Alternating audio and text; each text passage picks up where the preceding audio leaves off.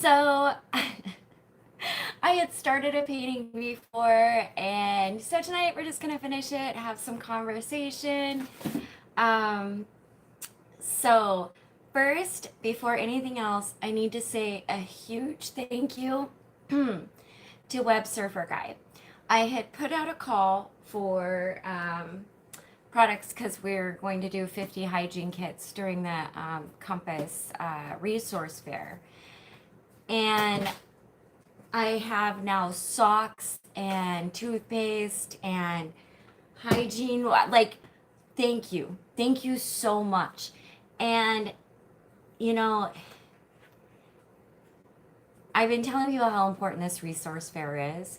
And then this week it comes out that we're not even going, like, Compass is good. We're going to do those resource fairs. But as it turns out, the big one that we wait for yearly has been canceled. So now these smaller ones are so much more important. So thank you, thank you, thank you. I pulled Raja's standing on the box. I pulled the box over. um, Hi, Sashin.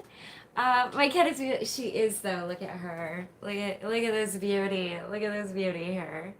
This is Raja, and Raja is my cute little menace. She is a sweetie. You are right. Um, let's see here. Ibrahim, hi. Good morning. Greetings, Mattia. Greetings from Croatia. We love you. Thank you so much. Sending so much love back. Hi, Mattia Cowdy. Sashin, love from India. Oh, we got people from all over today. Wonderful, wonderful. So I definitely want to say thank you for that. And then we're gonna paint. Hi, Matthew. Yes, isn't she? She is too cute. She is the baby. I'm hoping Rowan gets a little more used to her because Rowan really likes her personal space, and so the kitten will walk up to her and you immediately hear, "Arr!" Like, stop. Like, not mean or anything, but you know. Thank you, Ibrahim. Hi, David. Oh, thank you, guys. So I had started, what I'm going to do is, one thing that I can do is paint. And I've been super stressed lately. Like, oh, that's wonderful, David. I've been super, super stressed lately. And to the point of like really questioning what I'm doing and if it's mattering and all of these things. Oh, thank you, Matik. I appreciate that. And I didn't know what to do for self care because, like, I have a sewing machine, laptop, gaming system, but anytime I would start something or try to do something, I would just feel like this overwhelming sense of guilt. Like, how can you even think about relaxing when everybody else is going through this drama? And it got to the point where I had to. And I had to overcome that and just find something to just clear my mind. So I have a PlayStation 4. So I went on and I purchased a few games. And me and my son have played through a couple of them. He's actually playing through one now in the background. And it was a lot of fun. And another thing that I really like to do is paint. And I thought, what better way to, you know, to do something positive with something also that is a form of self-care for me. And so I started this painting last time, and I think some of you might have caught my live then where I started, and today we're just gonna finish it up. And then what I'm going to do is I'm gonna put that painting on Instagram and sell it, and whatever it sells for, that's how much money is going to United Help Ukraine. So let's see, Matthew. I am a gamer. I would use that term loosely. Do I play? Yes. Would I consider myself a gamer? No, but yes, I don't know. Hi to Amanda's son. Is this the same son? Yes, yes, it is. Do I have Steam? TJ, do you know what Steam is? I have Steam. You have Steam? But I think you can connect it to your PlayStation. I'm not sure. Oh, okay. Yes, he knows how to use that. Cool. What games? The games we got were Man of Medan, and I loved that one. I thought it was grand. You got them all digital. Yeah, it was, and you can play with multiple players and do like a story time, and it's all based on like the traits that your character will have, how that develops, and it was awesome. It was awesome. And then what was the other one? Until Dawn, Rush of Blood, and that one is a VR one, and it was so much fun.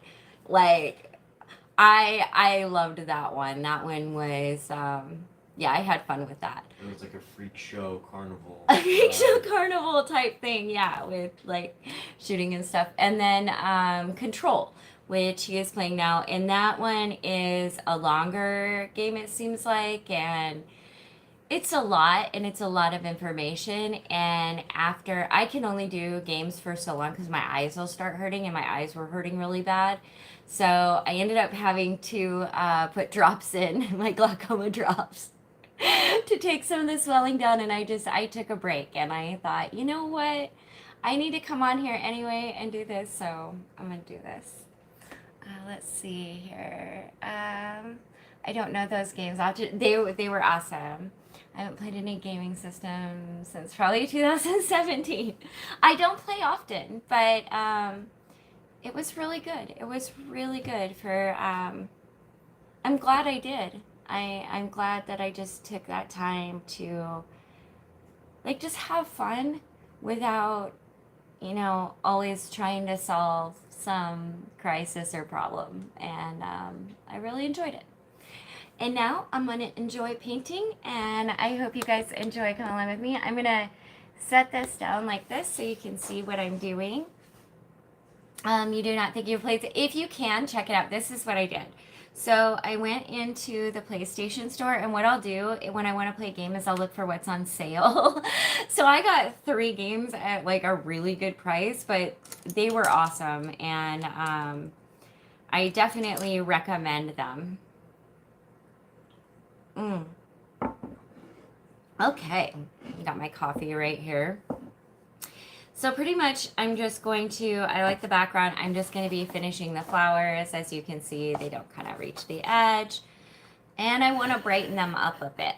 So we're going to do that. Let's see, I used to go to GameStop quite a lot when I was younger. I'll admit, like, I kind of tend to stay away from spots like that. I'm very indecisive, I guess, is one word to put that as.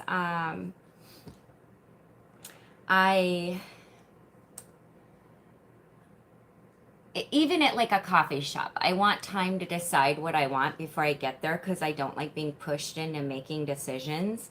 And when there's an overload of information, such as like games or movies lining the walls, I get panicked because I feel like I can't choose. And so I like online shopping a lot, doing stuff like that.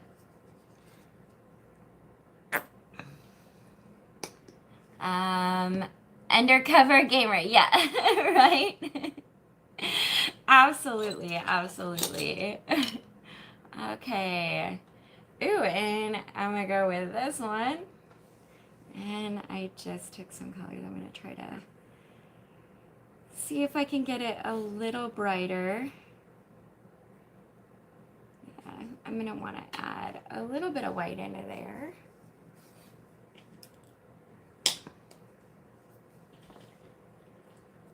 So how is everybody doing? Everybody will do like, what is that called? What is my favorite word for that? Ice melter? Ice melter. Ice melter.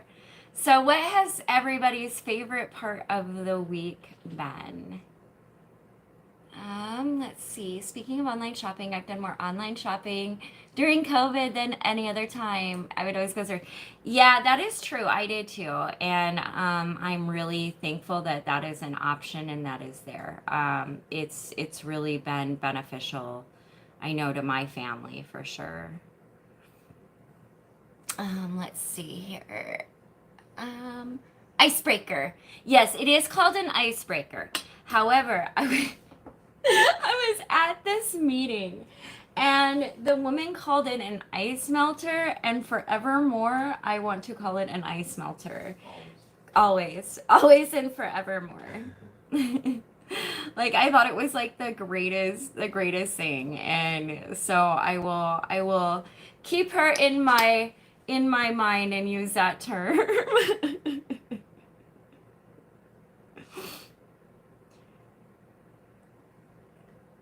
And that's another thing too with the pandemic. I'm super glad that, we're able to do like virtual workspaces and things like that. That has made things much easier for me, for sure.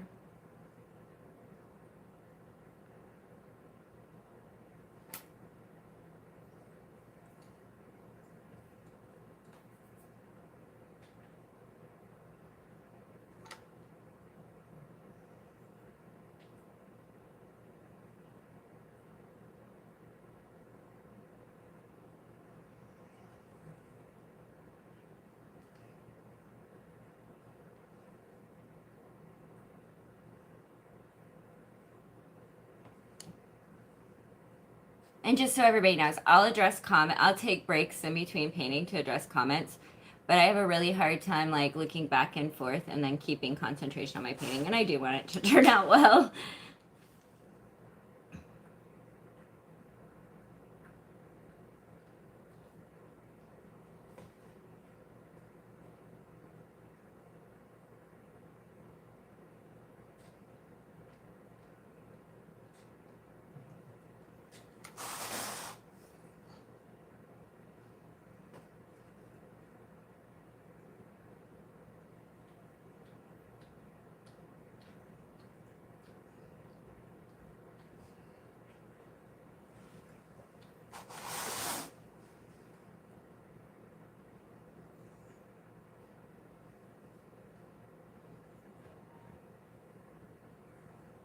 Let's see.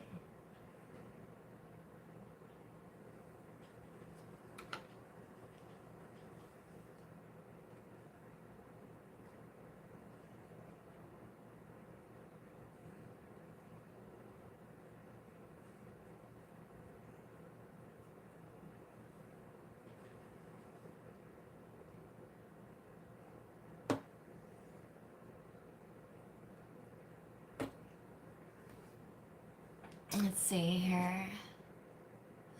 Let's see. You like fried cat? Oh, thank you, Matayek. Matthew, doing good. Weather is getting nice here. No more snow or cold. Good. Kittens for peas, right? NCAA basketball tournament coming up. Gas keeps getting more expensive. South by Southwest Film Fest is coming up. Martha Horias is going that. Iraq's good. Mask mandates have been lifted. They have been lifted, and I'm sure for a lot of people that's a really great thing. But I will be honest, for myself, I have learned that masks are really great at doing more than just covering up with COVID. Masks are really great at preventing things such as strep and RSV and the flu, all of which I hate having. And usually by this time, I've had strep a couple times, and the flu and RSV and all that other stuff, and I have not. So I am going to keep wearing masks and let those who don't want to be. They can do them, and I will do me and keep me safe. And when the grandbabies are out with me, they will also be wearing masks.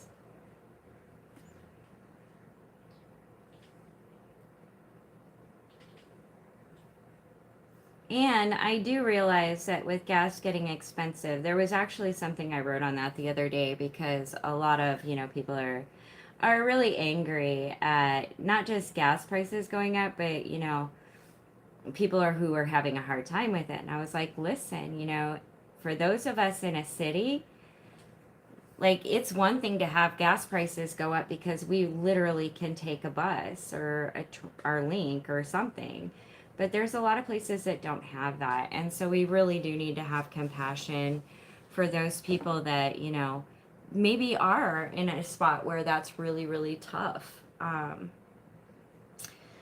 And so I wasn't hearing a whole lot of compassion, so I was like, people, my lovely people.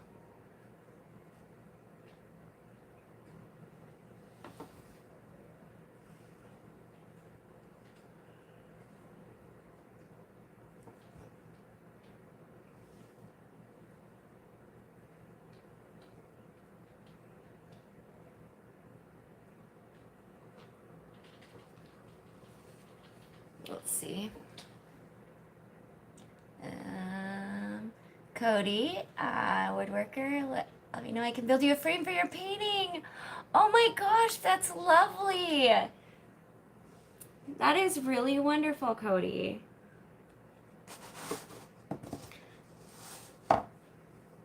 Let's see here.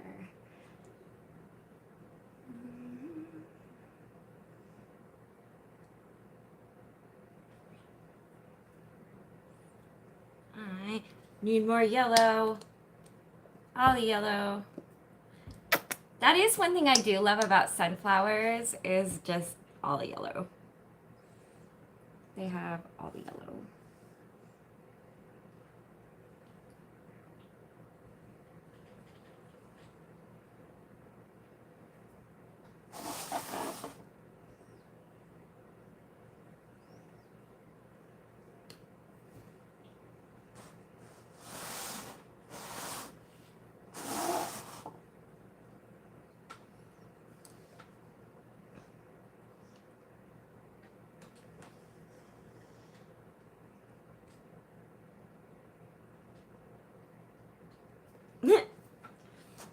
Man, I was doing so good at not getting paint on myself.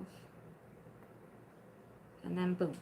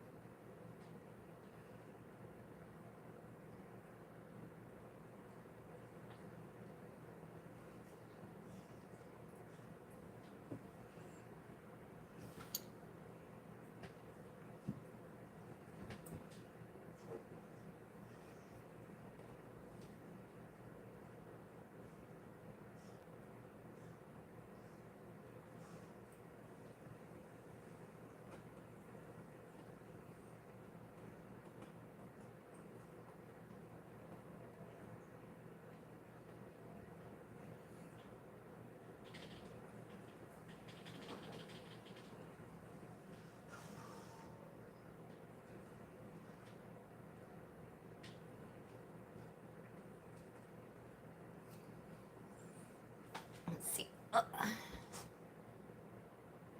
There's a place in Ukraine called Gamelin, which translates to Old Swede Village. And people there are Swedish still to this day because Swedes were pillaging there a couple hundred years ago. Well, sometime in human history, I hope that there's just better ways to learn languages and cultures rather than fighting about it. Like, we gotta do better. But I do have a lot of hope for this generation coming up. I think that I really do. I think that the younger generations are really addressing some of the things that, my generation have consistently just messed around and screwed up. Sorry about that. Sorry, son. No problem. We'll take it with stride. Work with what you got. You You guys made it through the 90s. I hope you had fun. We did make it through the 90s. Barely. I barely made it. I It barely sounded made it great. through the 90s. I'm not even gonna lie. Like, the 90s were rough. That was a rough point in time for me. Let's see. Russell Wilson got traded from the Seahawks to the Broncos. No, Russell is an MVP. He led the Seahawks to all the Super Bowls. I thought he'd be a Seahawk for life. Okay. Petrol is extremely expensive here in Sweden right now because of our ill-willed government. Yeah, and that's actually, here's the thing, like, the United States doesn't even get like the majority of our oil and stuff from Russian sources. The issue being is that the reason things are so expensive is because the oil companies, for the life of them, will not take any kind of profit cut for the good of people at all. It is based on a capitalist system, and the people that and the organizations that can do something about these things will not. And the reason they will not is because of whatever monetary system they're using. I'd like to say dollar, but I don't necessarily know if that's, that's just what we use here. It doesn't mean that that's like the prevailing currency. Let's see. 90s, best decade ever. I was just saying, like, you should have had a great time there. It looked like fun. Yeah, see, okay. My son probably thinks that because he was also, when the 90s ended, you were born in 96, so you were what, 4 or 5? Yeah, I don't remember, like, Yeah. And there were a bunch of bright colors and, like, sublime. right. And you were born the year that I was supposed to graduate from high school. Luckily. Shoulda, woulda, coulda. Hey, I graduated the year before, so it was fine. You said I'm gonna get that out of the way early. You know what's funny is, well, maybe not funny, but when people would be like, "Oh, you were a teen mom," I'd be like, "I graduated though," as if somehow that made like a huge difference on the fact that it was a child leading the child. I did it before it was cool. I did it before it was cool.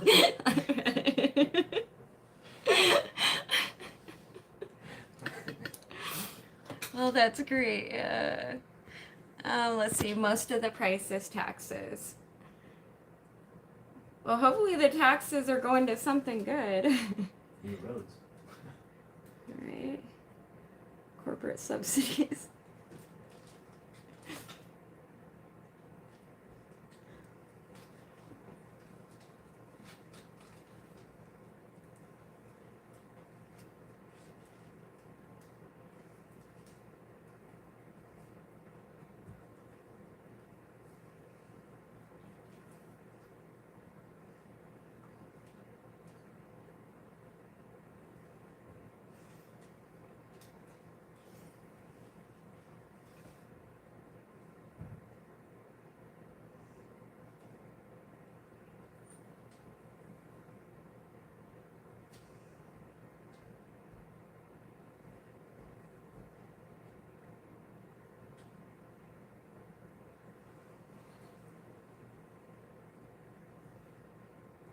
I guess the thing is, I feel really bad for, like, the people, the very real people on the ground that have nothing to do with any of this and are facing the consequences of brutality. Okay. Everyone was so happy in the 90s. There were no major wars, no COVID, no social media, no crappy TV or movies. Everything rocked. MTV was Okay, all right, hold up. I lived in the 90s. And let me just let you know that no, not everything was rosy. The 90s brought the advent of the school shootings. The 90s brought the advent of the Oklahoma City bombing.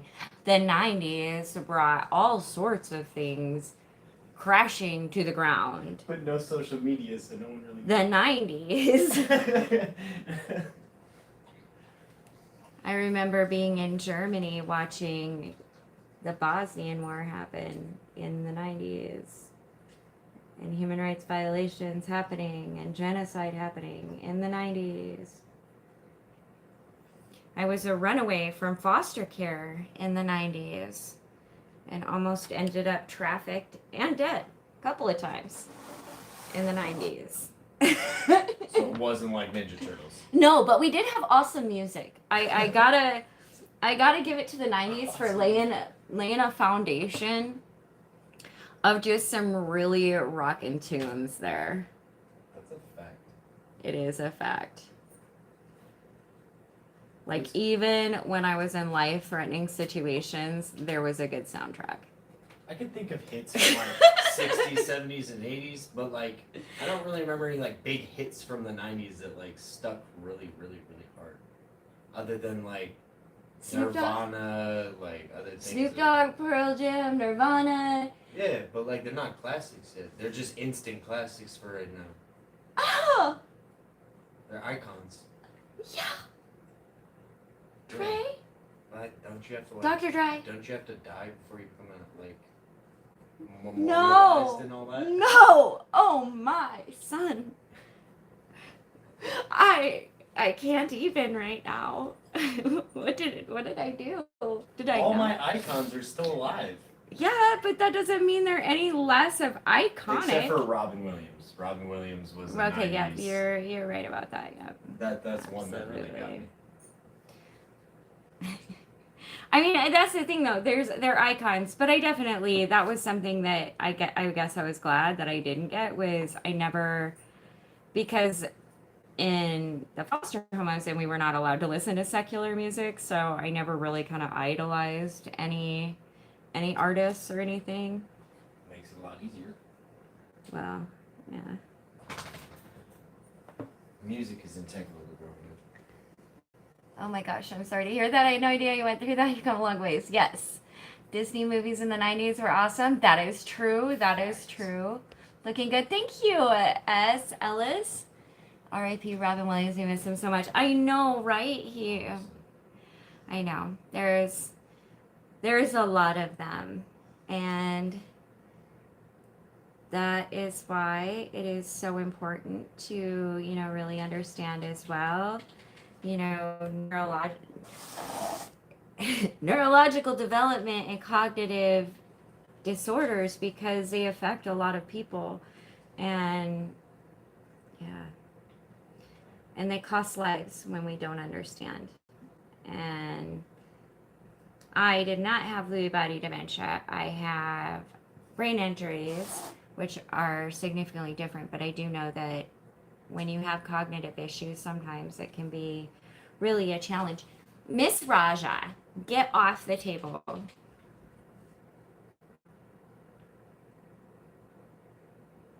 You don't even know how to paint.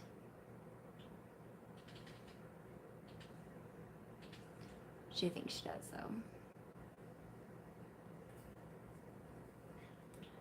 Let's see. At first, they thought Parkinson's, but it was misdiagnosed. Yes. And that is one of the things with dementias. And that was something that, I've been concerned about is because the type of head injuries, not Lewy body, but the kind of head injuries I had are back and forth, which are the same type of injuries that football players suffer, which lead to CTE. And so that's always, a concern is it going to turn into that? But luckily, I also believe in neuroplasticity and working my brain and doing things to consistently have hope and make it better, if possible. Hope. Hope and dreams. Inspirational. Huh? Hands down, inspirational. Inspirational. Let's see. Raja, she reminds me again. She is so adorable. Hi, Adams. Hi, Sunshine Girl. We're just finishing this up.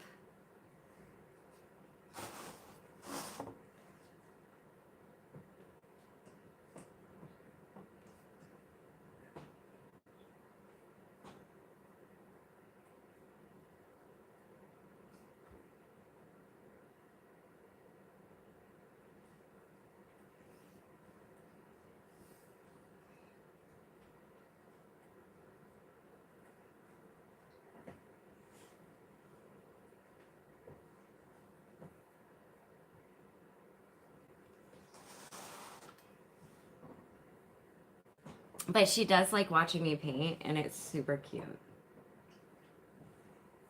When she's not trying to play with the paints, because she does that too. And that can be annoying.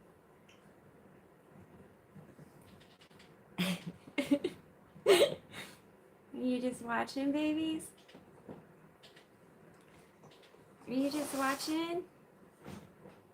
It's like, don't mind me, just watching.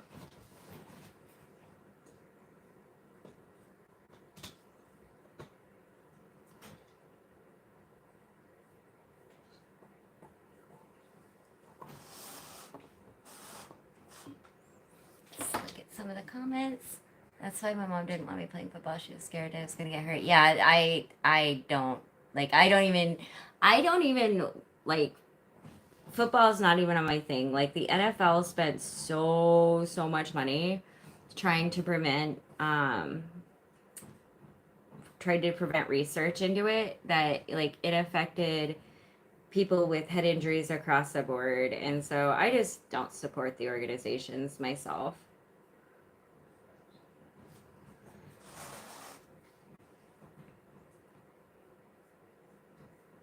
Because that's the thing, you can't wear enough padding to stop from shearing your axons in that kind of injury. Like it has nothing to do with having padding or not having padding. It has to do with the way the back and forth motion of the head injury.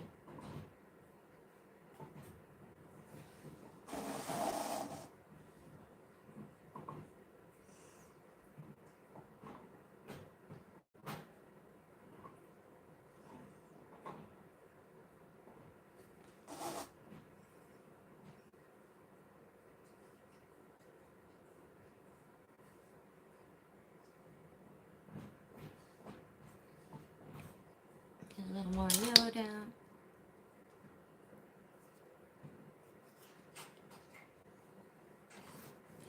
Right. Oh, that was a little more than a little. Let's see. Yay, painting, right? Sunflower painting is wonderful. Thank you. I forget, is your son the only kid that I have? No. As a matter of fact, today is my youngest daughter's birthday, and she just turned 21. Super excited. She's doing so well. I'm so proud of her. And then I have another daughter, and then I have my son. And then I have my daughter that my son got with. I have my daughter-in-law, or the mother of my grandchildren, and she is definitely my daughter too, and one of my best friends. Thank you, Matthew. Beautiful. Yeah, the kitty is trying to help. Please pet the cat and dog. Thank you, Matik. I will. I'll send you a physical gift for your upcoming birthday. It's in June. Agree on the padding part. The type of hits are still going to be vicious. Yeah.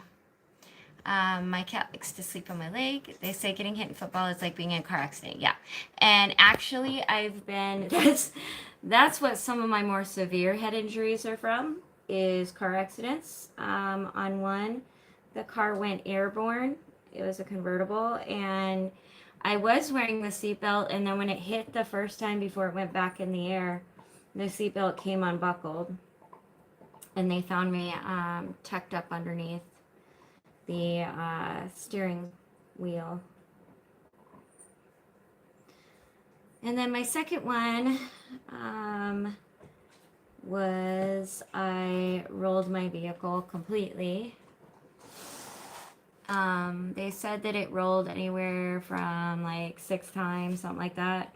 And then it caught on fire, and a passerby pulled me out. But on that one, I was trying to die. I was actually strangely upset when I was saved. I'm not laughing because that's humor. Well, you know. You're a driven person. I am motivated. Very passionate. I'm very committed to what I do. Let's see. Do I have wall space saved for the painting? I actually am going to sell this one, but I always have wall space, like always. And then the proceeds of this one will go to United Help Ukraine. Okay, we're gonna put that one down there.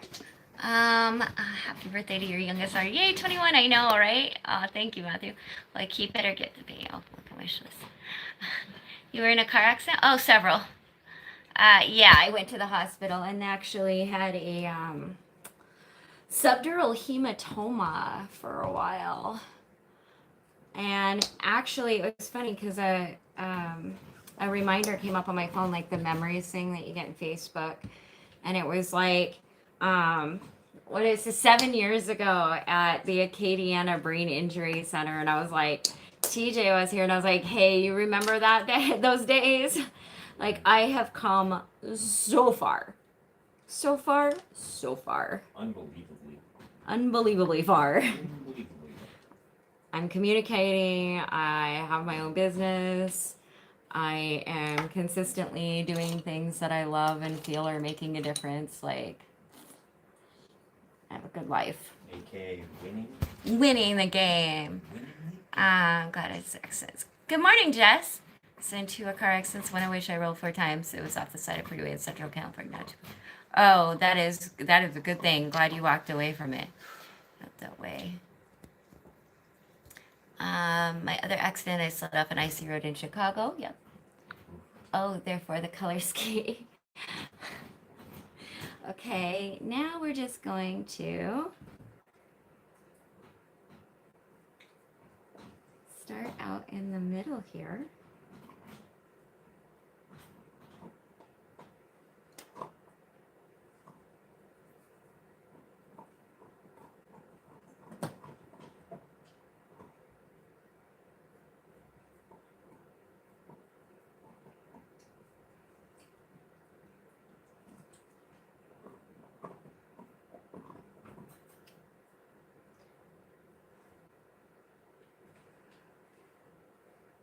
But that's the thing with, that's why it's so important if you have, issues with mental illness to go and get treated. Like, your life is worth saving. And if you don't get it treated, those things very well, many, many times end up in death. And that is not fun. Institutions are jail. Death institutions are jail. Yep, that would be the one. And frankly, just so you can live a happy life and a life that's fulfilling and not be scared. Like, that's one of the things about having mental illness is it's really scary.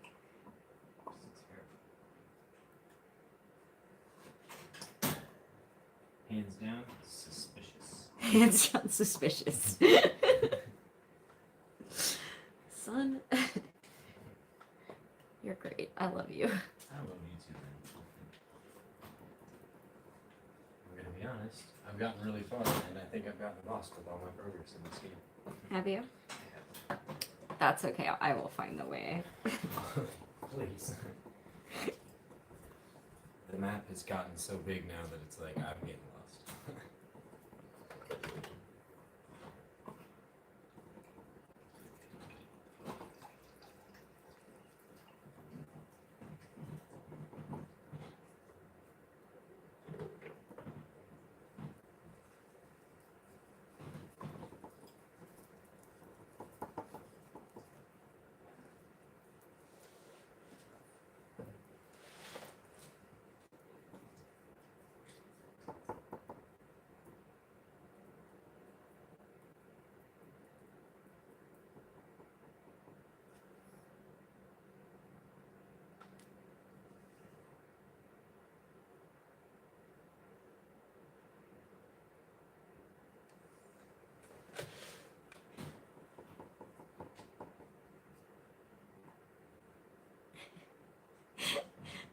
I'm gonna like tilt the camera so you guys can see this because it's rather adorable.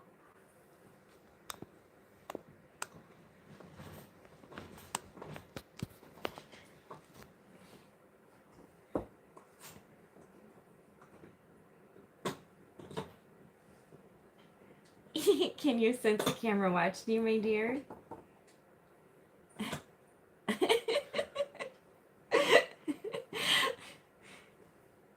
love you, Raja. Don't attack the camera. You gotta get the business, boy. Right?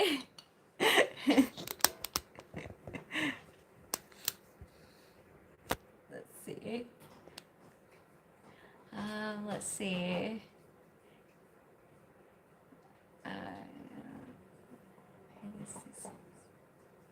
Oh, that's good, Sunshine Girl. Takes my name to Sun. Have you thought about showing any of your artwork to curators at art museums or even when those? Oh, thank you, Matthew. Actually, I have, but what I've done is because that would. When I'm out in the community, I usually just use virtual means.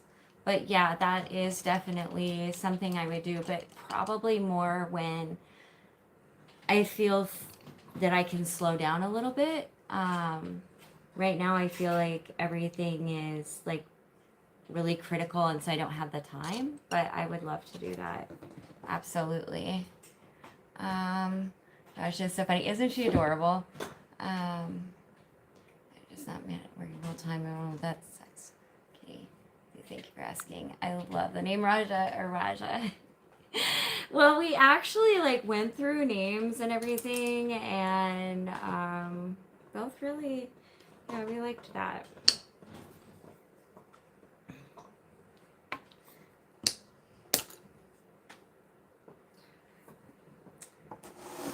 I'm kind of happy with it. But I think I might just let it dry and like kind of touch up the petals a little bit. Right now I'm just signing it.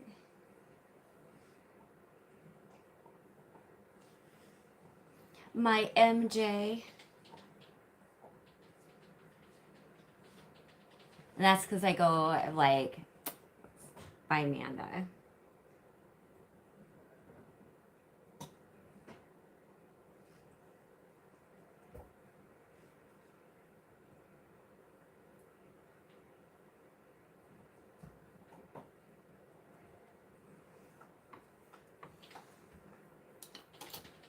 Okay, let's see.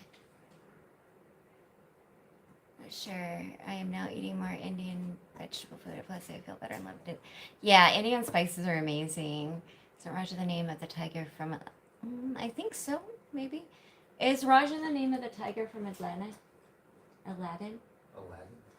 I believe so. Yes, I think so. Indian food is gorgeous. When I was in India, practical training, I got blown away. I actually haven't gone to many places to eat Indian. But we use the sauces and I use curry. But I have gone to places, but we don't go often enough. Sunshine Girl, I'm glad you made it through. It's beautiful. You do know that, right? Oh, thank you. Thank you very much. Thank you. Thought Raja is king in Hindi. It is. Or ruler.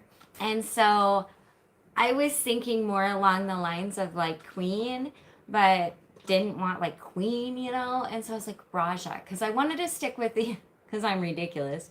I wanted to stick with an R name because I have Rowan, so Rowan and Raja. I did that with my children too. I was just about to say.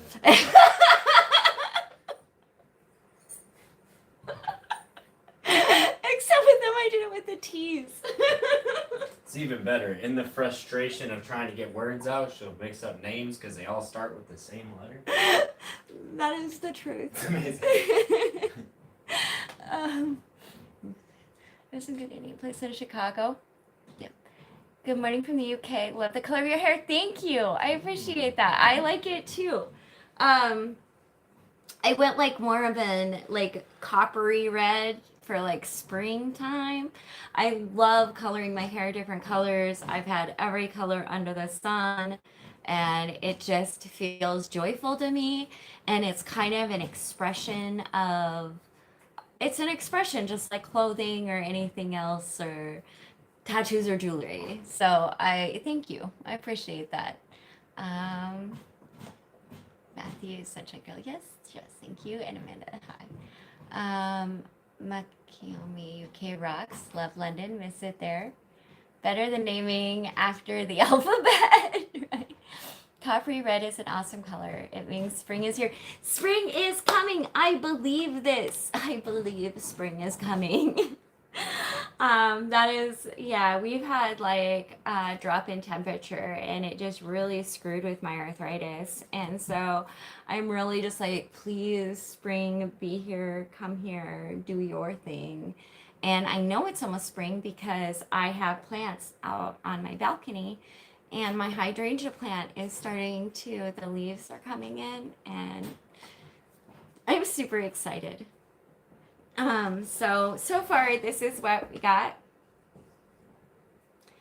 Like I said, of course the leaves will be, or not the leaves, the petals will be a little more out there.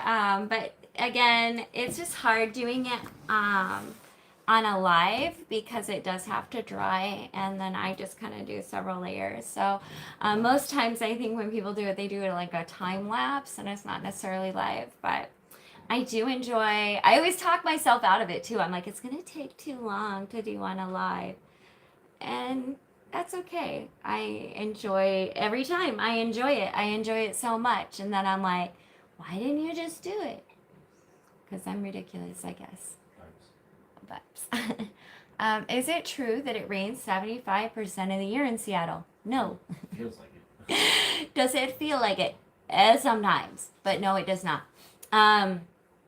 Actually, and as climate change has progressed, we are noticing significantly drier springs and summers, which leads to our next season coming in. Now we have what's called fire season or smoke season.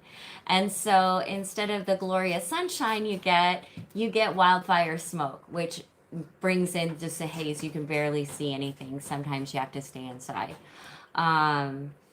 But it's been kind of nice because it used to just like drizzle all the time. So it kind of felt like it's raining, but it's not really raining. It's just like a mist.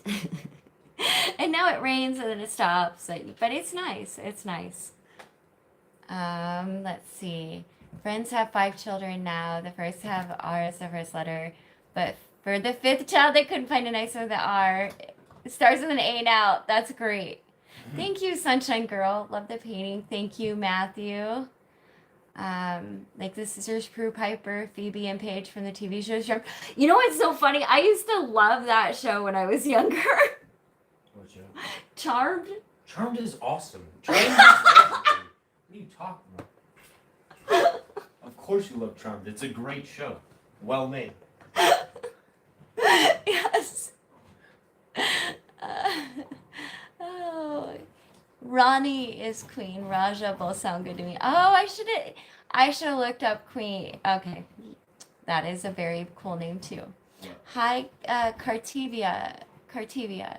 Hi, I'm late. You are just in time. It's okay. We are just doing a very informal chat, paint pictures. The beginning. Web Surfer Guy had sent like a ton of stuff so we can get hygiene kits out. So there's a big thank you for that. Other than that, just really sending so much positivity out there. Let's see. Midnight Charms is one of the best shows ever. I met Holly Marie Combs at a Comic-Con a few years ago. I have not gone to a Comic-Con, although we have them here. Oh, the last time the last time I was out at Comic-Con, I was homeless and outside. But I still enjoyed the costumes and most people were very lovely. I know a woman with a surname Smoke. That's cool.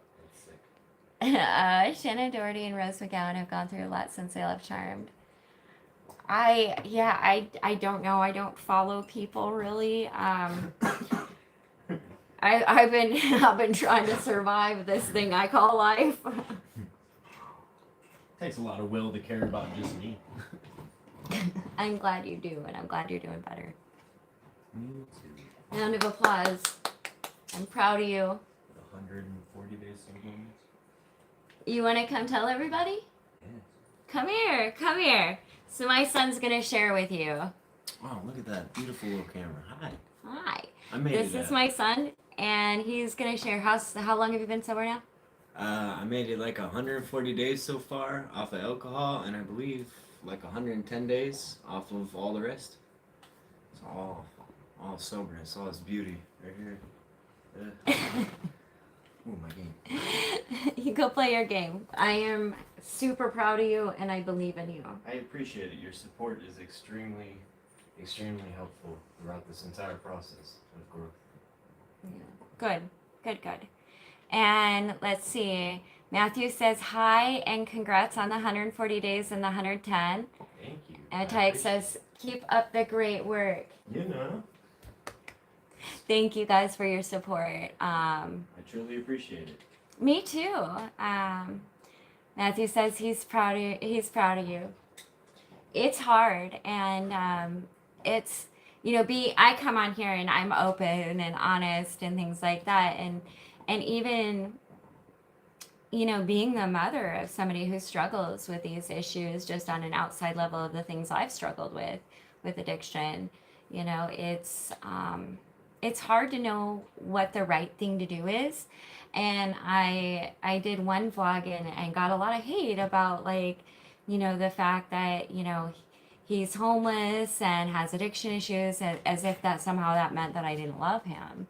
You should explain what service resistant is so people can understand what service resistance is. Oh yeah, okay. So I work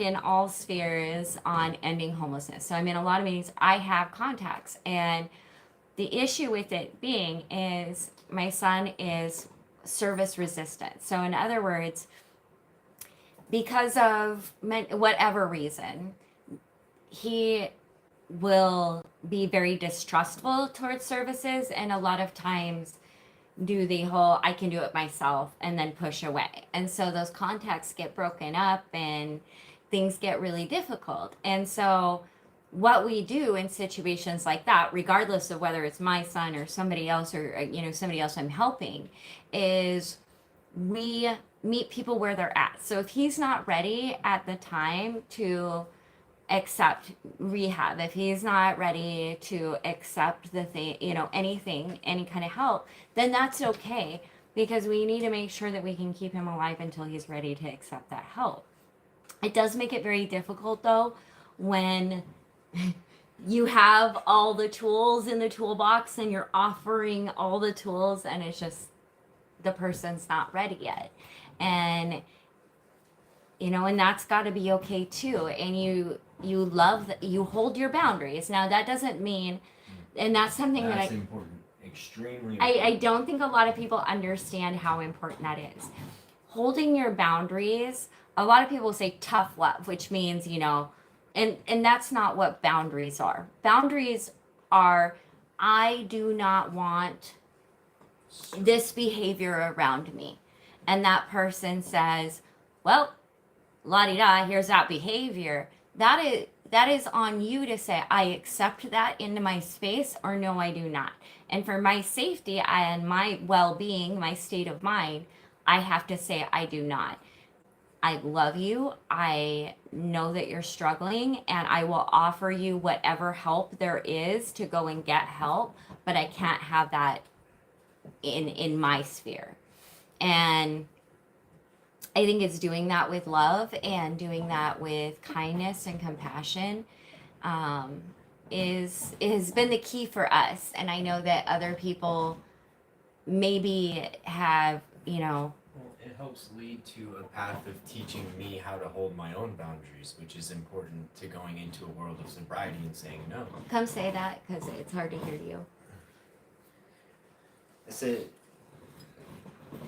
you learning a lot about your boundaries and being strong with yourself and your boundaries with me has taught me a lot about having boundaries with myself, which is huge and integral in saying no to substances or saying no to alcohol. It's really helpful to have, people that you can look up to or you care about, do the same things you're looking to learn so that you can find your path to getting there.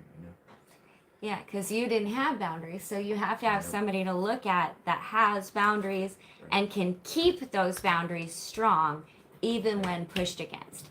And that's the thing, by me holding my boundaries, I'm teaching him how to do the same and use that ridiculousness for positivity. Got a great role model right here. This one. Yeah, all that greatness. All yeah, this. Yeah, all that. Let's see.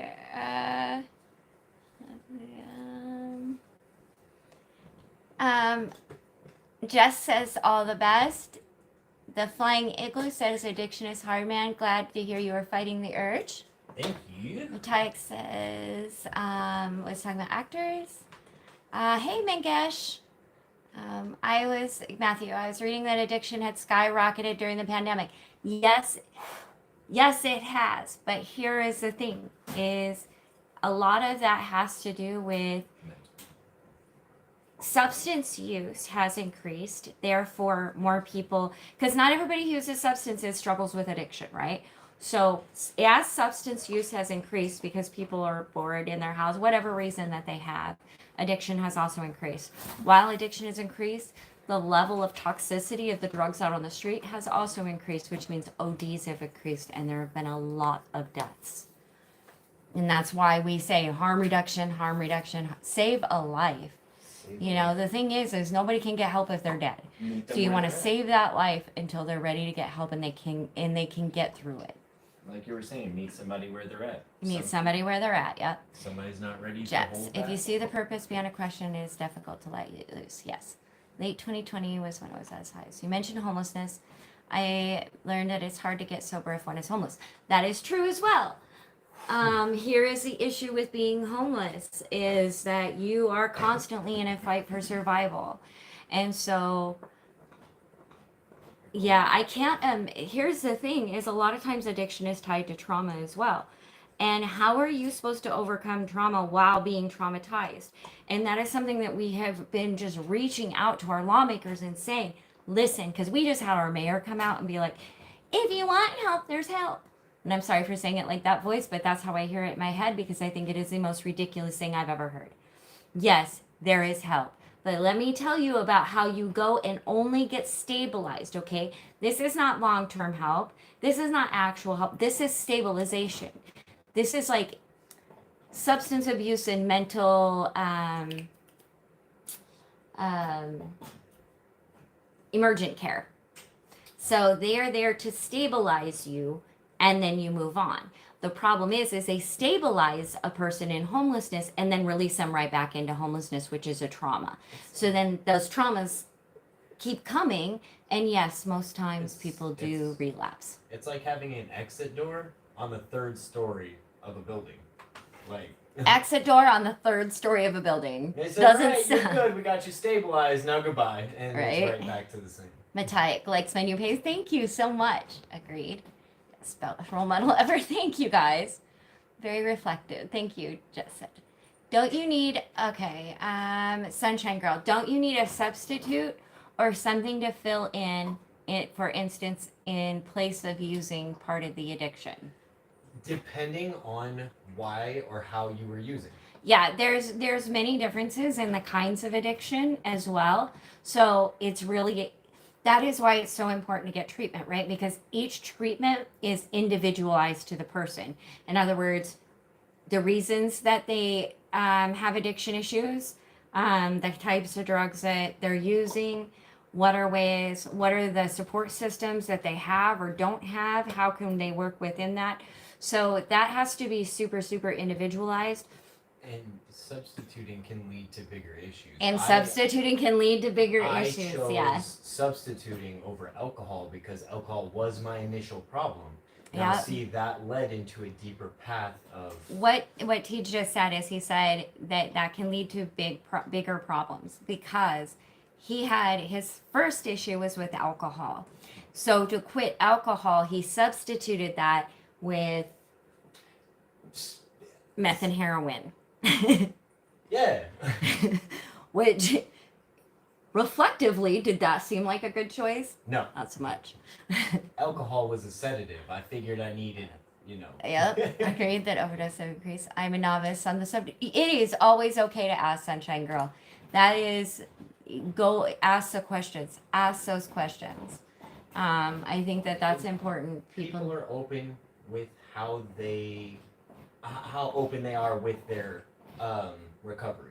And some people really enjoy talking about their recovery is mostly talking about recovery, like me. Right. But some people really keep it in. Asking questions sometimes can really be. Yeah, invasive. you and I are not secret keepers. No, I couldn't keep a secret to save my life. And I feel myself that sharing helps. Like, I know for myself when I was going through this stuff, it helped so much to know I wasn't alone.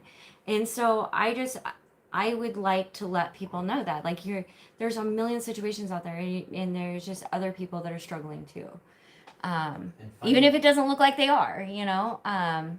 Fentanyl is the number one drug that overdosers are using. Okay, many times, I just want to point this out.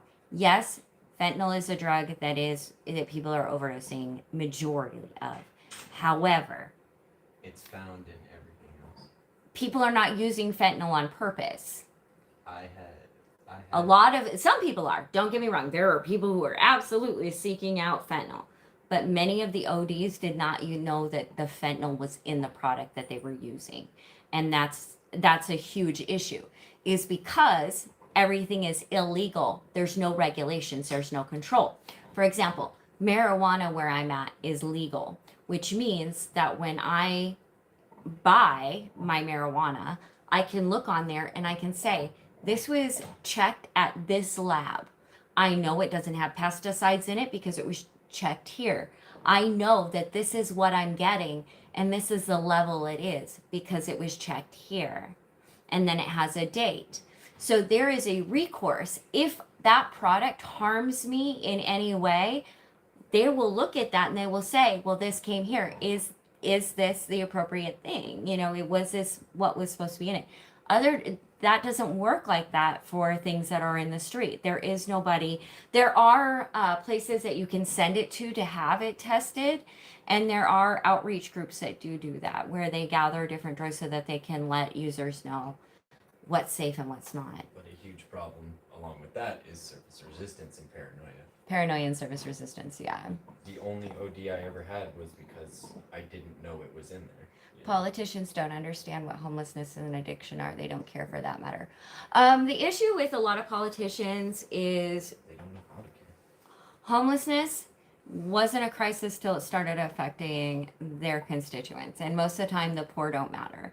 And so when they're reviewing things and they're saying, well, you know, this plan right here, 1 million people are going to be homeless, but we'll make this amount of money. Almost always it will go with that amount of money. There is a huge class issue, and this is actually a misnomer as well. Homelessness and addiction don't go hand in hand. Those with addiction issues only make up 40% of those that are unhoused. So the majority of people are not on substances. However, visible homelessness is a whole nother ballgame. And this is the funny thing, and it blows my mind. I will be online and I will be reading something and somebody will be like, I've seen everybody out there. They don't have jobs. And I'm like, because the people that do, you're not seeing. They're at work. Or couch hopping or Right. driving somewhere. Of course you're not seeing the people. Like, it just blows my mind, the surface level thinking sometimes. Well, and you think about it, people who are homeless Get worked with up kids, about that. people who are homeless with kids don't want you to see them. That's the number one thing. You're not going to see who's truly struggling in that sense because they don't want to seem weak. They don't want to show that. I was up in, I hiked up in. I was not visible. You couldn't see, you know, unless you were really, really trying to find us, you couldn't see my encampment. You know, we kept everything very private. I didn't, you know, I washed my hair in runoff so that I could at least present as someone who wasn't homeless. Like, you know, it was hurtful. It was hurtful to not be able to present as everyone else and to be included as somebody's community member or their neighbor. I was an other, and that'll sit with me for a very long time. Maki Kome says homelessness and addiction are so much more complex than some people. Yes, thank you. I work on national sphere, regional, and local, and let me tell you, it is so much more complex. And but isn't that like anything though? Like everything has these amazing facets and ways of being, and it always is so much more complex than just surface level thinking. Thank you for saying that. Your experiences, compassion, eloquence, drive, and positive attitude all make you a person I really admire. Oh, thank you so much. I appreciate that. Same. Could you imagine her being your mom? I'm inspired every day. Yeah, yeah. Until you about done with me and my shit. Everybody needs a break. Everybody needs a break. That's what they do. They boot people out. I think interventions don't always work, but that's just me.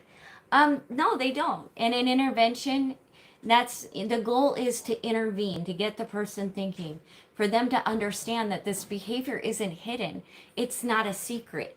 Everybody knows and everybody can see. That I think that isn't that kind of what the intervention is about, is to take it outside of the realm of secrecy and let To let have an your loved intervention, to intervene in somebody's life, you have to be a part of it. And I think a lot of people try interventions when they see an issue and they're not even a part of that person's life, but they have worry and fear and love for that person and they want to change something.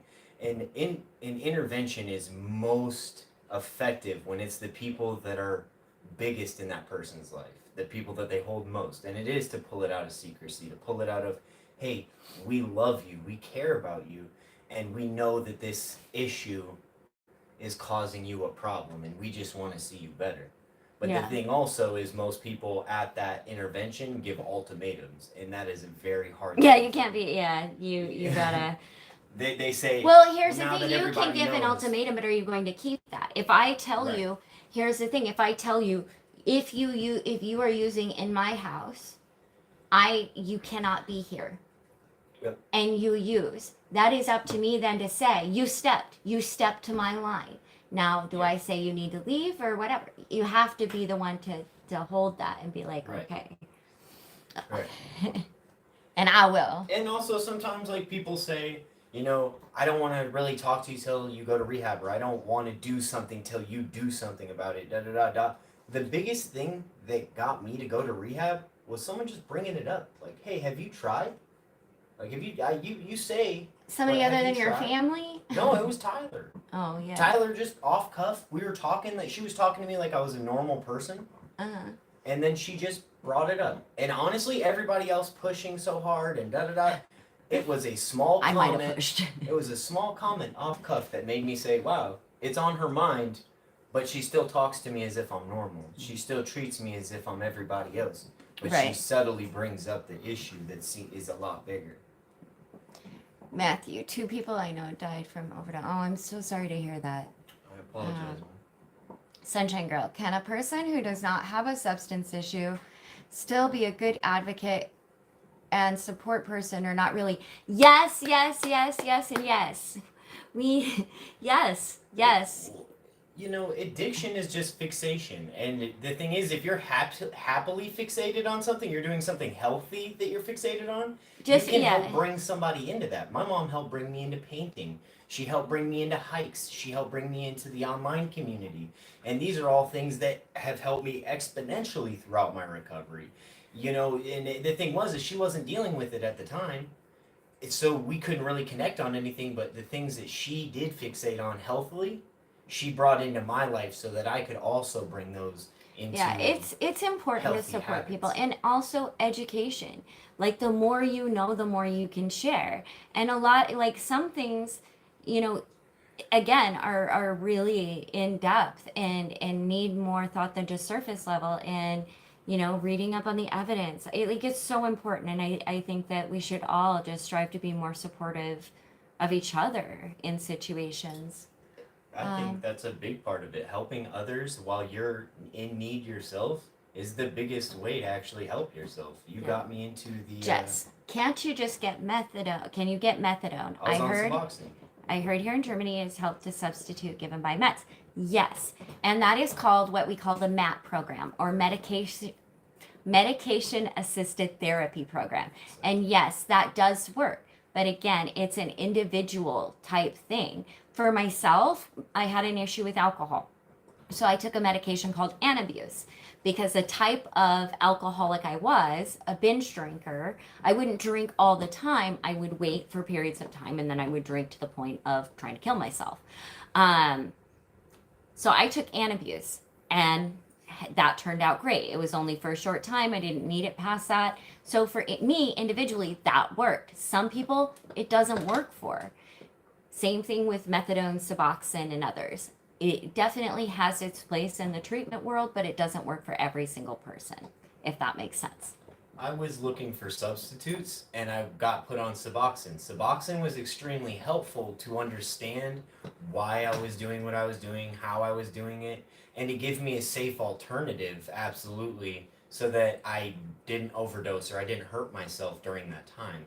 But also, if you start to rely on it too much, you just become to have another addiction and you end up in the same cycle. Therapy and If you're other- not using it for the right means. Exactly. It's a full circle thing. Your entire life, in full aspect, needs to become new habits, new life, new happiness, to actually live a full, fulfilled life. Right.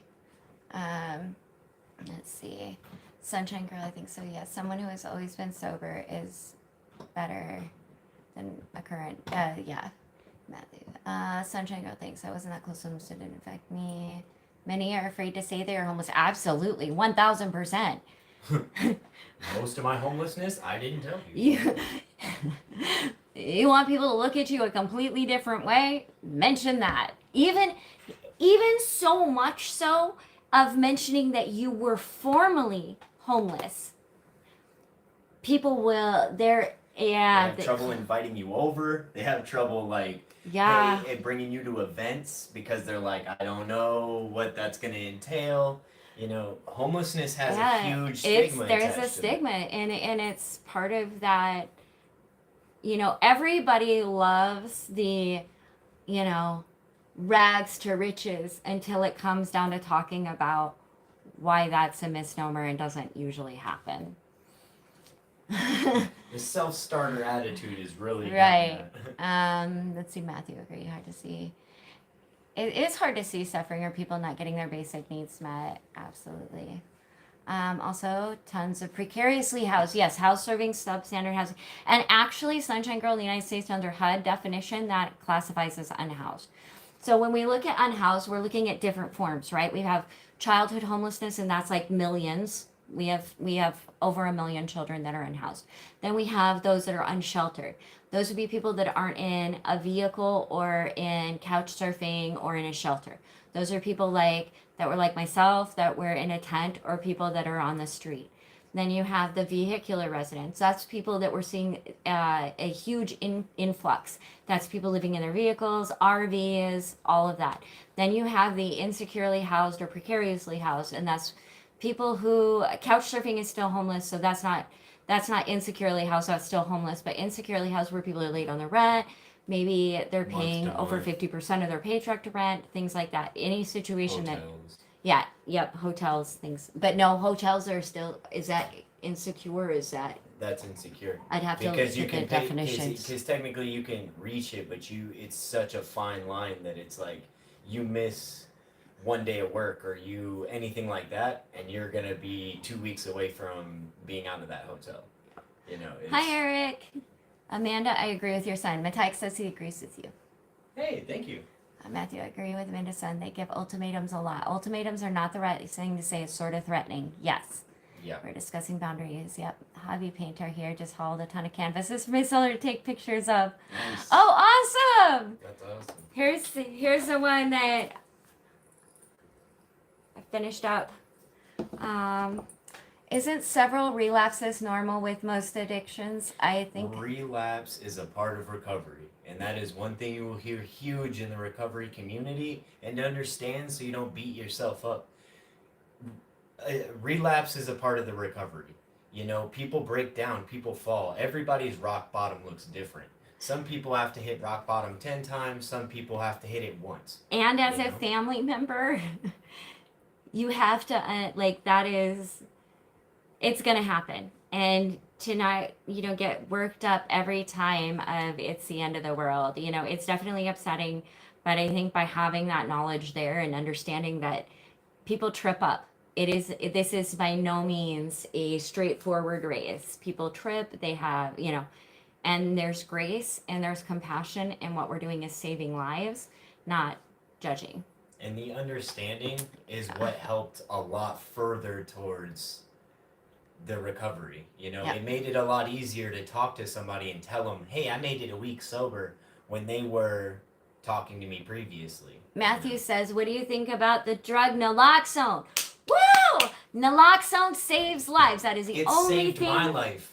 It Yes. saved my life. I didn't know that they had fentanyl in it, and that's it. That was it for me. And naloxone brought me right back. It's honestly, it needs to be on anybody's counter that is using, or in anybody's backpack I'm that's naloxone homeless. right in there. Like, everyone I know that knew me during that has naloxone now.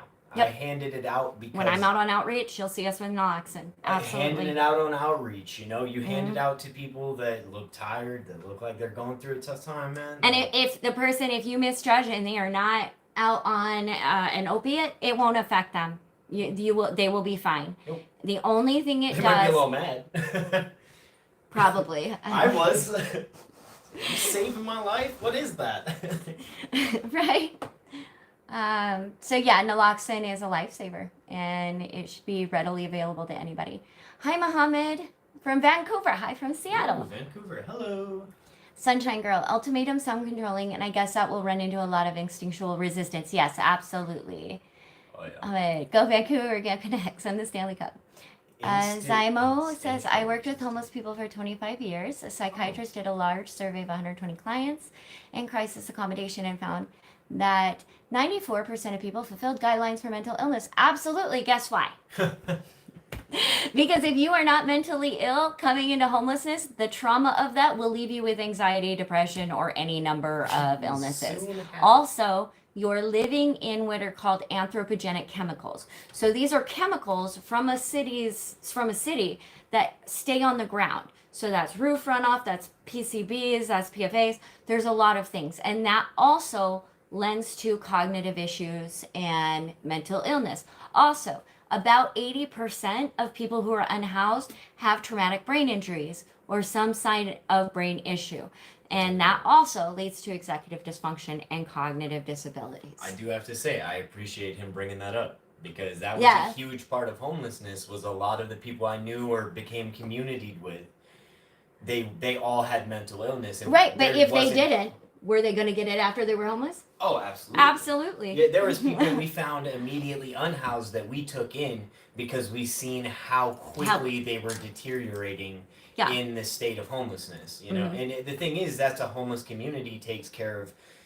And- It can take care of. And homeless, lack of like, access, if you are mentally ill, the lack of access for treatment in the United States, it's very easy to go from, oh, well, I'm struggling with bipolar, to screaming on a street corner. Like, there are I'm 2 things. weeks away from meds or even a doctor's Yeah, appointment. absolutely. To Access get to anything. healthcare is huge, and healthcare is very, very expensive.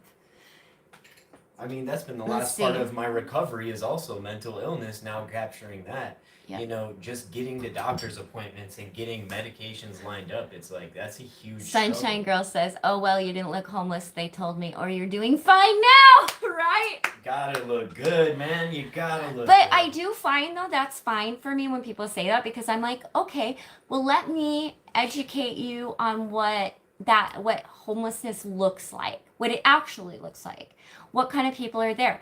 I was sitting at this festival, Crosscut Festival, and this was before the pandemic. And this guy's sitting next to me, and he's like, and he was just making a comment in general to the audience. And he's like, I could never be homeless. I like to shower too much. And I was like, oh yeah? Hold on. See, now I was homeless, and I wasn't homeless because I didn't like showers. That wasn't a thing. Nobody wants to be unclean. Nobody thinks it's cool. And after that, we had some good discussions, and he went with me to a few of the other presenters. It was great. It was great. But through educating somebody on that, hopefully he learned a little bit. Well, even looking edgy, I still tried to make it down to shelters so I could take showers. I still tried to, why do people couch surf? So that you have a place to brush your teeth, take showers, eat, Zymo says, I'm in Australia. Substances in the above survey were in addition to or the cause of some of the mental illness. Yep, absolutely. I reached my deepest parts of my mental illness when I had reached my lowest parts of addiction. It goes hand in hand, Matthew, I can't imagine being a homeless child. It's one of the hardest experiences. When you go to school, your classmates will judge you and make fun of you. I've seen it happen. Actually, you're talking to somebody who is a homeless child as well. Yeah, they do. And you're looked at funny, and even if you don't smell, you smell funny, and I didn't have to deal with that because you very much. Well, no, not you. I was talking about me when I was like. I know. I was saying we were really really poor. She was really good about making sure that us growing up, we didn't have to deal with any of that because she did. I appreciate that. Yeah. I come from a pretty traumatic background, and so not only was I born into generational poverty, I was born into generational trauma, and it's being homeless as a child is not something I wish on anybody. It makes the whole experience that much harder, and in my case, I was also being seriously abused. And so it was really difficult, and I've heard over and over, kids are mean, children are mean, but they get that from somewhere, and many times it's the parents that they are mimicking, because kids hear things. You may be saying things that you didn't think were a big deal, and that kid heard that, and they go to that kid in their school, and you'll be like, well, I don't know how they would ever think that that was okay. Or the tone. They can see differences in behavior. They can see differences in tone. And differences in the way we respect one another. Let's see. Do you have a viewpoint on tiny houses, good, bad, or indifferent? My whole Instagram is just following all sorts of pages of tiny homes. Here's the thing.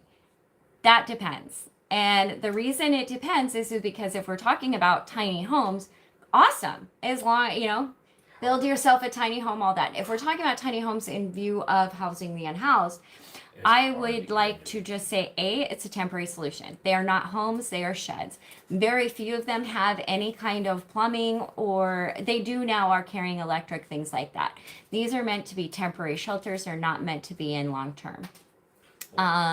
They also now I think a lot of people have the idea that somehow it's like the HGTV, because they do paint them pretty colors. Like they'll paint the outsides these nice colors and things like that. But they let some of the places that are housing the unhoused through tiny homes are having the people work on it, and what they do is they're training them with skills to build stuff. But the thing is they're doing bottom of the barrel training. Okay, so but let me thought experiment real quick. If I have a tiny home village and I say, okay, now I am getting paid by whatever grant money, city, county, they're giving me taxpayer dollars. I'm filing for grants. They're giving me grants to have this tiny home village. Right. Now I say to my client or my customer, to earn this, I need you to do security shifts. Here's my issue with that. Number one, you're a service provider.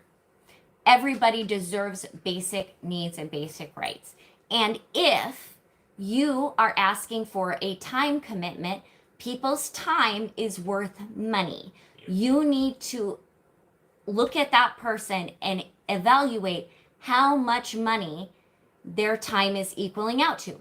Is it $20 an hour? Is it $30 an hour? And whatever their time equals out to, if you're taking that time in order for them to stay there, that is called rent. And now you are a landlord, and that is a tenant. And that is much different than a service provider. And I really want to get people on board with really having tenant rights. Because many times, like, there are people in these places that can't do those things, and they're kicked out. Yep. And with no recourse. just back to the street. And the reason many times they can't do these things is because they have jobs and they're working. Or mental illness. Or mental illness. Yes, exactly. You know, So, and I just want them to be honest. If you're taking people's time, saying that is for living somewhere, that is then rent, and you are now a landlord, and that is now a tenant. So, I have pretty strong feelings on that one, especially since like transitional housing, the rate of people going into permanent housing from tiny home villages right now is about 53%, and while that's better than a lot, it's not great.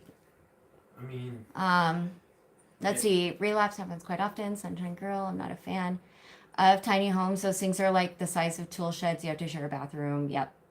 well, relapse happens, depending Just a second. how far they Eric, are. sunflower painting reminds me of Van Gogh. Oh, accepting relapse as being part of recovery. I never thought about it that way. Beautiful.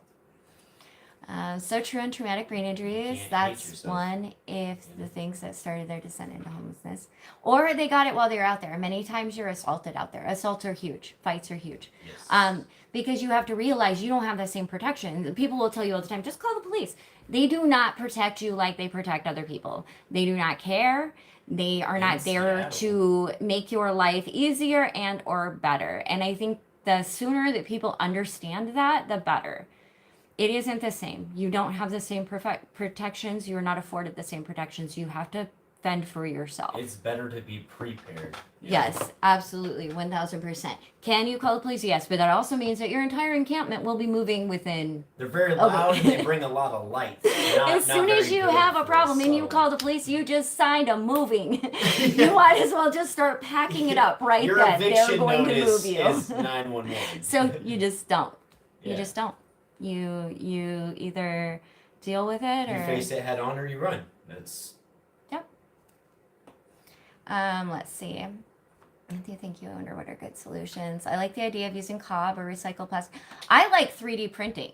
3D Print a house. Like why is there like I think this idea came about, to try to ease people into, the fact that people deserve their own space, and human rights means that you have that space. And I think that, these innovative solutions, that are sustainable and environmentally friendly, and making sure that they're in areas that are not susceptible to, disasters. I think that those things are definitely what we need to do. A lot of that also has to do with zoning too, though. We have to change zoning laws to be able to do that. But yes, we need innovative solutions like what you're talking about. innovative. Let's see. I remember your Invisible People videos. You were going through so much. You've come a long ways. Yep. I like a starry night. Me too. I'd rather couch surf than being forced into shelters. That's just me. True. I fought to couch surf, and the thing is like I ended up using shelters as a buffer, as to not be at people's houses so much, and to be able to have a wider net and like. Because that's where you get services. That's Right, where you meet right. with the case manager. You're gonna have to do that. Me, I actually got everything for myself like through the hospital, in the program that I was in, because I didn't go to shelters. Having brain injuries and being mentally ill, it was so traumatic to even. I remember one time, or there were several times Well, actually. the adult shelters are better. Yeah, the adult shelters are adult horrible. Shelters are very, very scary places to go if you are somebody who's mentally well and trying to get something together, and you've brought up your bravery for the Or day someone to go that's take just care not of it. used to that kind of situation, because that's It's just pure excess. chaos and it's terrifying. There are people like it is. People are suffering. People are being tortured by their own mind. And when you kind of have an issue too, being around that can set off things. Or And being so, empathetic, and also, I was just like, fine, I'm camping. I'm urban camping, bro. Like, I was like, I'm from the mountains anyway, because I'm from rural Montana. Well, And I was so- like, I'm from the mountains anyway. I got this. Well, at some point you make it your home. Like at some point, like when At I was some point homeless, you I had give a up. laptop with Yeah, but Steam at some and point you games. give up. You give Yeah. up. You think that, I give up. My needs are never going to be met. So how do I Right. live with this, and live with this in a way that I'm going to be able to live with myself? the gap towards housing was so far. Yeah, that you just can't even. Yeah, you got to find a way through every day, and making it your home so until you can get Yeah, that far. they're talking about portable showers, 6 showers in tons of homeless. Yeah, we do not have enough. So people can see. The thing is like I like that idea, but also people Girl complain with a the lot pearl about earring. I haven't- unclothed people taking showers in the city. People have a problem with people going to the bathroom here in the city. Kids need to be taught not to be mean. How else will they grow up to behave properly? I think an example, your kindness. You and can your teach growth, a child whatever you would like, but let me tell you, a child will. They're gonna watch you. They're gonna watch you and how you behave, and with golden eyes. Like no Yeah. matter what they say to you, bad and those- good, bad bad and good. They They're can gonna be watch as you. mad as they want, but how you deal with things and where you're at, they will always look at that, and that will hold a peace inside. You can teach compassion, but they'll learn more by seeing a person be compassionate and that person, spreading kindness. Let's see. I watched documentaries on homeless kids and their families in Florida. I cried. They go in and out of hotels a lot. Yep. With the kids, the grandbabies. With my 3 children, we lived in and out of hotels. With my first daughter, until we got an apartment, we lived in and out of hotels and at friends' houses, and it was hard. We ended up through the whole thing, we ended up dealing with CPS, and the CPS said we were doing great because we had to keep a hotel over their head. We had to, go on vacations. You have no money, so it's basically a camping trip. See, and that's So where people get it twisted too, because they'll do this to people all the time. They'll be like, I choose to live like this. But what they don't understand is you're picking an option, you're choosing between the options that are given you. So when people walk up and ask people this question, they're like, oh, you're homeless. Yeah, I've had to be out here. I choose to be right here. They choose that because there's no choice to be in an apartment or a house. Limited. Yes. So many times people are choosing between a tent and a shelter, or a shelter in the street, or the street in an RV, or couch surfing. Like, those are your choices. Right. But then when you say, I chose this, people don't ask what the options you were choosing from. They just make up what. Right. And you think about it, you have to hold down a full-time job. No, they do not, Matthew. Matthew. And then before you can get an apartment, you have to have multiple paychecks stacked up. So how long you have to live in a tent, a vehicle, or hotels before you have enough money to even move into an apartment reaches close to 6 Eric months. says they should have the designers of those homes to live in Lilliput homes they design for a month before deciding if fun size housing is acceptable. I will tell you, that is another thing. And I asked too, because this is, I deal with other things like grants and stuff like that. But that was one question we had. Like, what about families? And they, literally, a family with kids will be in one of these little houses. It's insane. It's insane. And it's all about your routine as well. The thing is a parent that isn't taking care of their kids very well is very noticeable homeless. Yeah. Parents who take care of their kids very well while homeless, you won't notice. You won't see. Please do not care about them, though they do not. And the thing is they're not going to tell you about that. There's plenty of land to build houses. The problem is that there's each place, there's plenty of land to build houses, but is that land viable for people to live, right? So you have states where there's tons of land available, and then you have states where not so much. But you also, people aren't going to live out in the rural areas because there's no services, right? Yes. And it would cost more to build there because there's not existing services. So there's a lot, and it's a lot of money. But part of the issue is we let it get so bad before trying to fix it. That's one of the issues. Well, I could go 100 miles out. 3 pretty house is really cool. Check out Icon. They are doing some really cool work, and Habitat for Humanity just had somebody move into their first 3D printed home. I think this technology is really, really amazing. Check it out. It's pretty cool. You're welcome. Yes, the Ukraine-Russia war is heartbreaking right now, especially for the families and kids who have to flee to other countries. It is constant checking to make sure, people aren't okay, but you just hope that somehow something came through, or Like, I don't understand why we're sitting at the sidelines. It is literally like being, you got this big playground, all the kids are around, and we are watching one just murk another one, and we're just like throwing, like, oh, here's a boxing glove. No, like, there needs to be involvement. It's horrifying. It's horrifying. And so that's, I'm going to do what I can. So here on the ground, where we've got our, for HCHM, we've got a committee for immigrant and refugees. So we're going to do what we can to support the Ukrainian population here and the people that will be coming here. And I'm going to sell a painting or a series of paintings. I'm going to educate people. I'm going to blow up social media. And that's what I can do. Other than that, I can just let people know that even if you don't feel like it, whatever country you're in, someone cares. They do. And we care.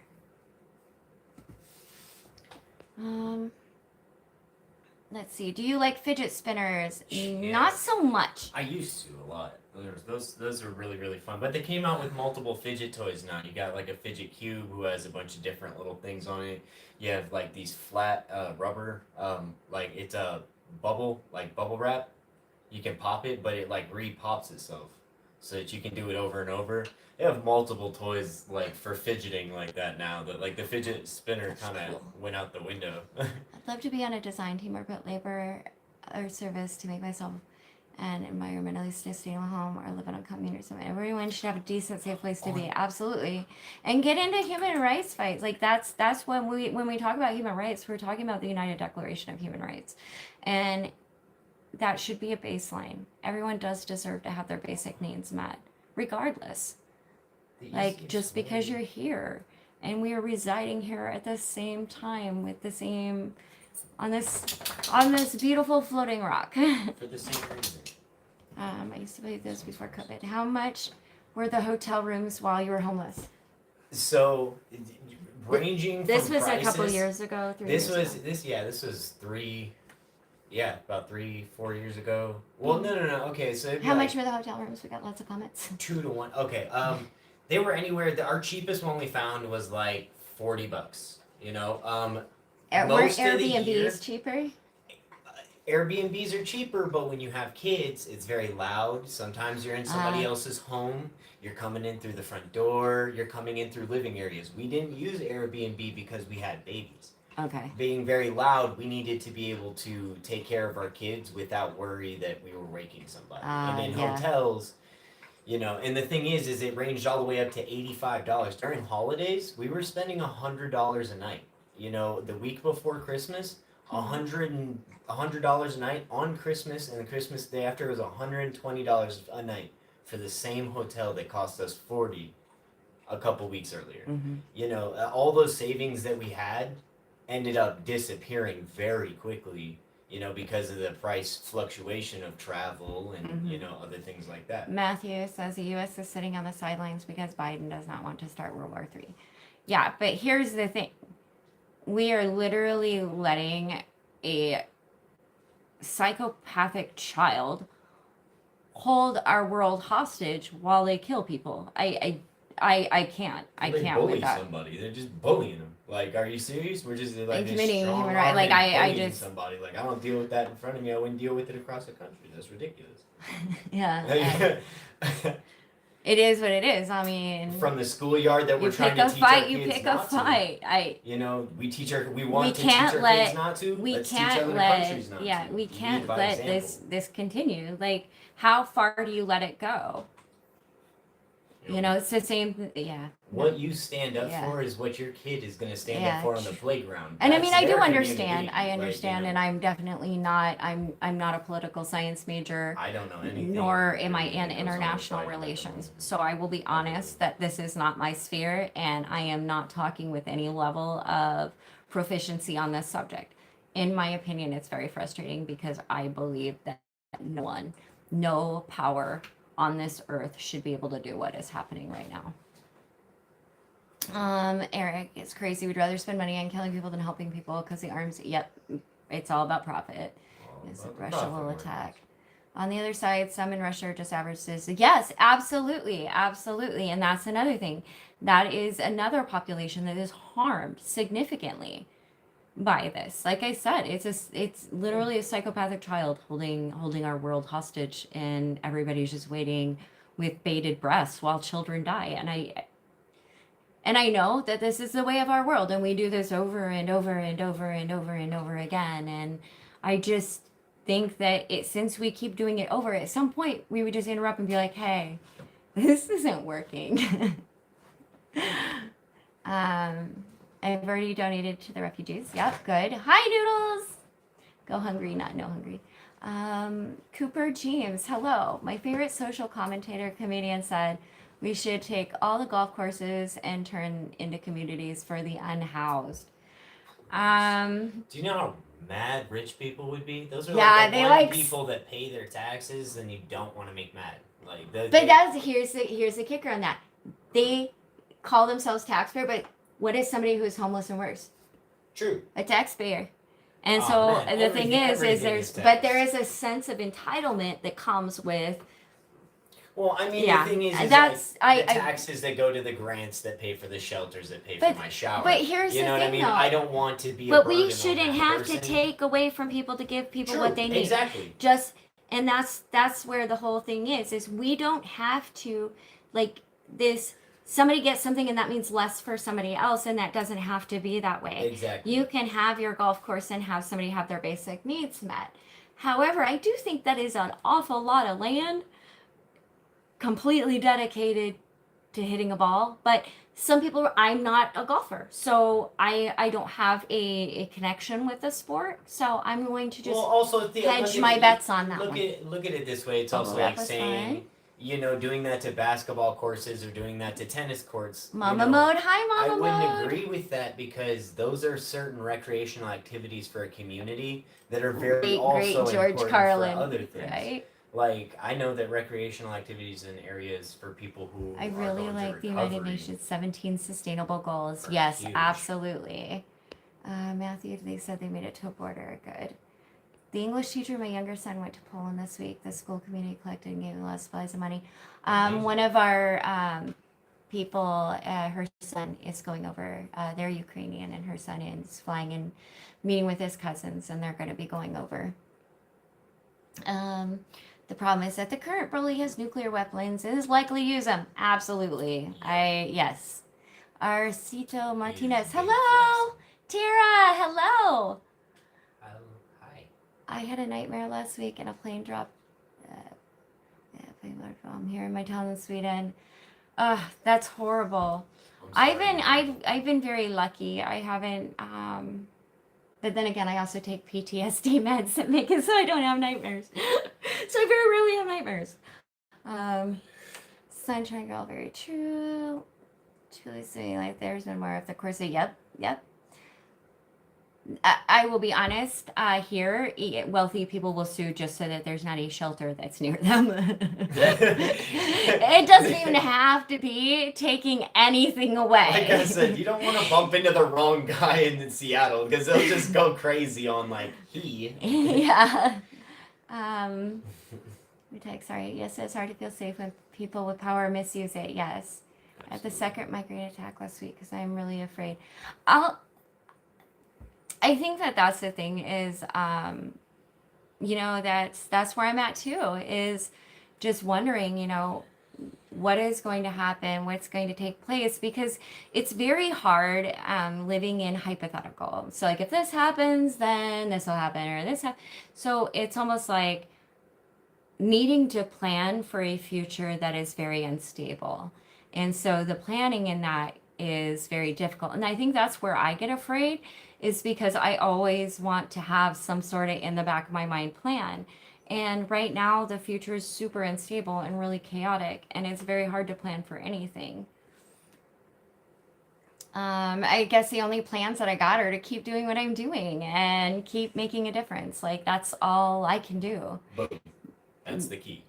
Right? I need That's to the tweet key. back. Rest in peace, George Carlin. We'll miss you. Hi, Seattle, Judy. Yeah, that's gone. Most of the wealthy pay very little in taxes and they write off their costs. That is, they do usually have much better write-offs. So sorry about the nightmare. Yeah. Gosh, there's so many rich folks in Seattle. The, It's kind of nice though. there because are and there isn't. Like we have over 40,000 people in Seattle, King County that are unhoused. True. 11% of our population in Seattle is ELI or extremely low income. Like that's ELI, 11% ELI.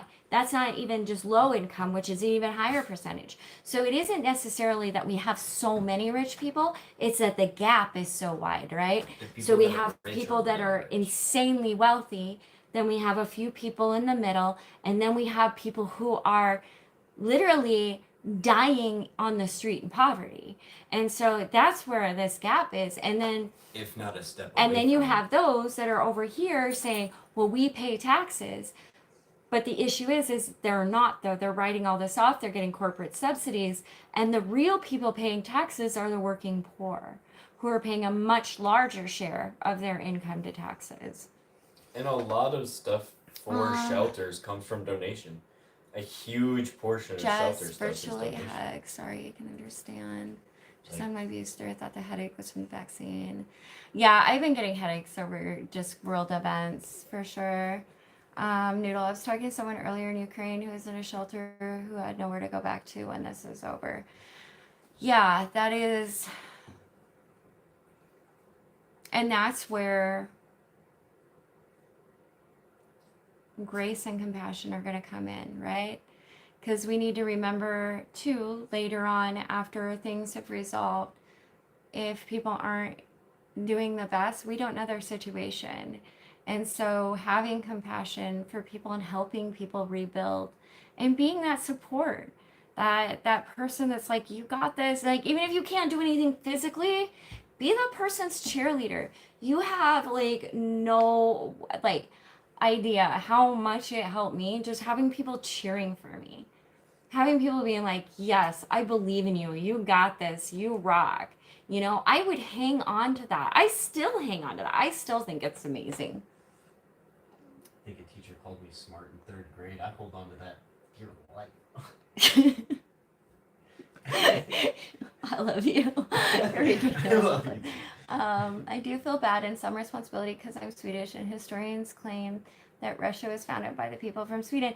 Here's the thing, though, that it doesn't matter the ethnicity, right? Somebody could be born within a border, outside of a border. That's not what the problem is. The problem is when we give people unlimited power and weapons to hold others at, hostage.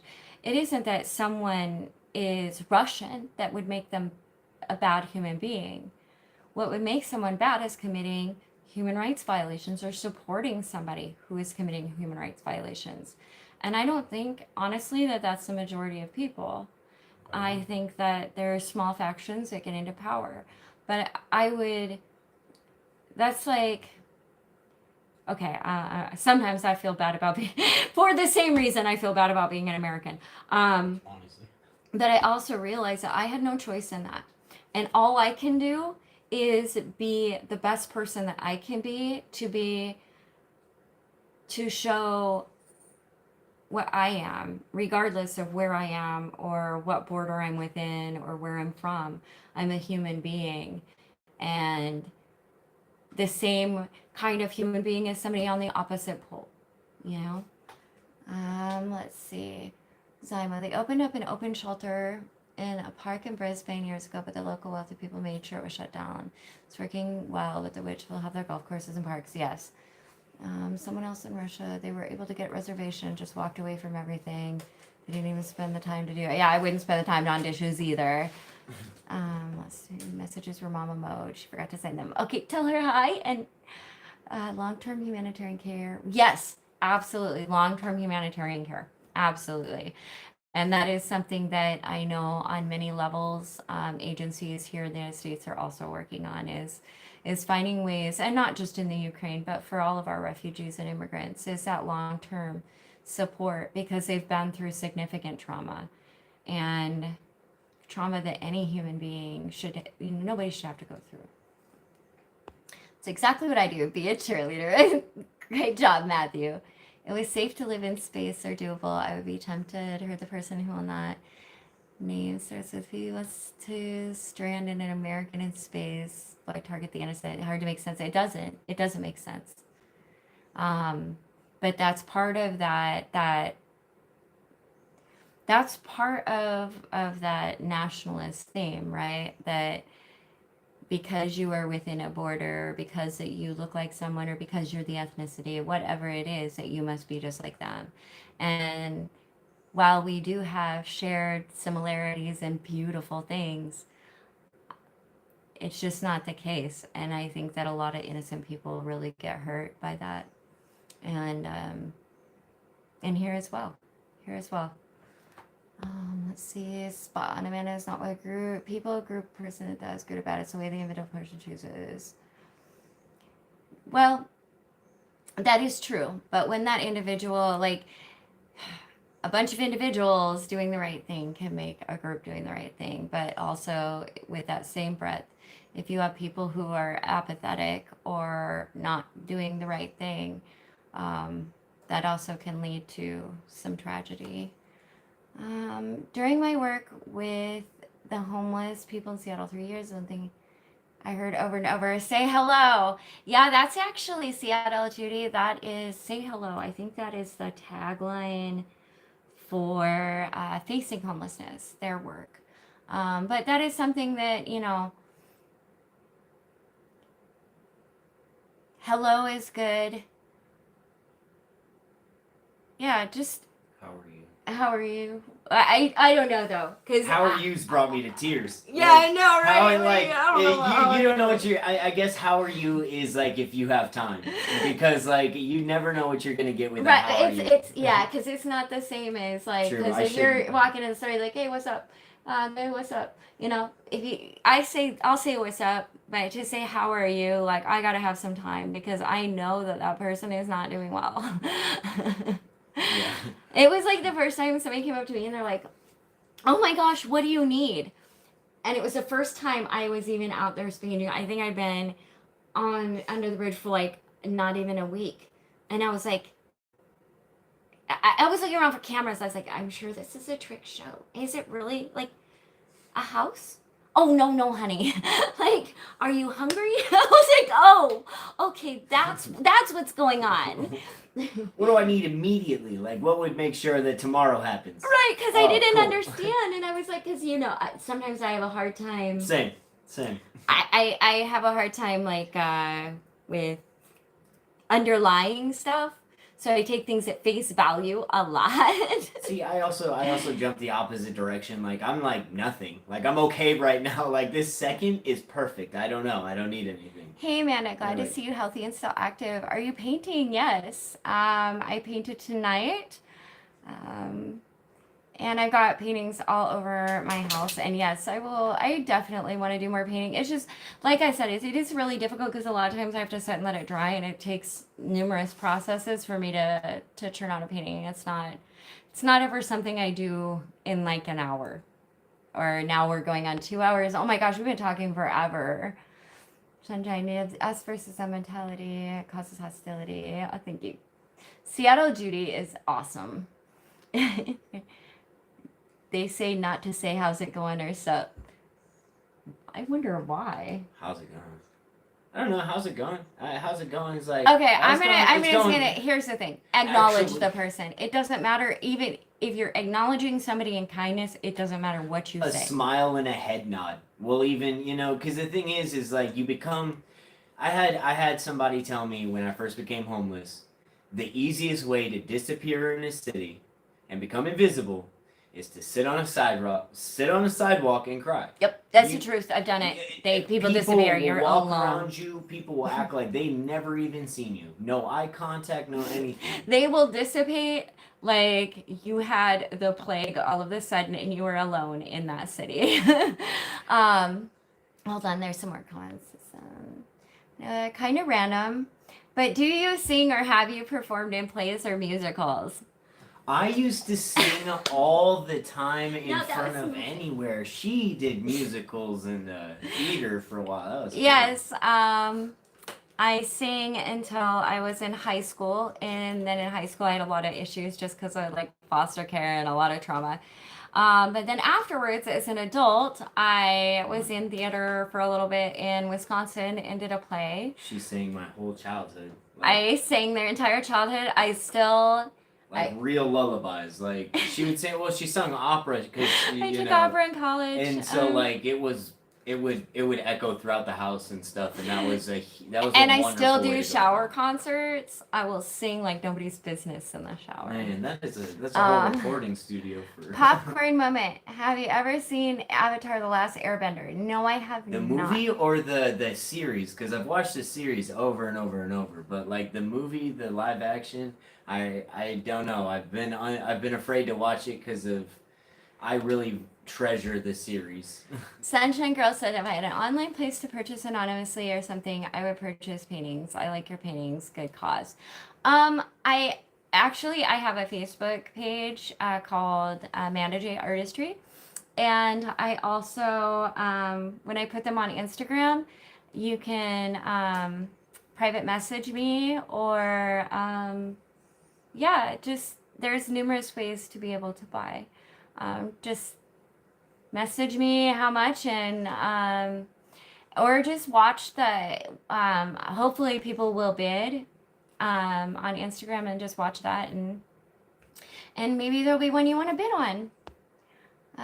Let's see, Sunshine. That's why me and my family agreed on cursing on the Russian governor, but not the Russian people. Yes. Because they're brainwashed or terrified to speak out loud. Right. Yes, 100%. absolutely. Yes. Their lives are also in danger. Absolutely. If they even understand what's going on. I know? see you performing in shows and singing. You did musicals? Yes. What shows did you do? I didn't do musicals. I just did a play, and it was called Wally's Cafe, I think. Wonderful. Yeah.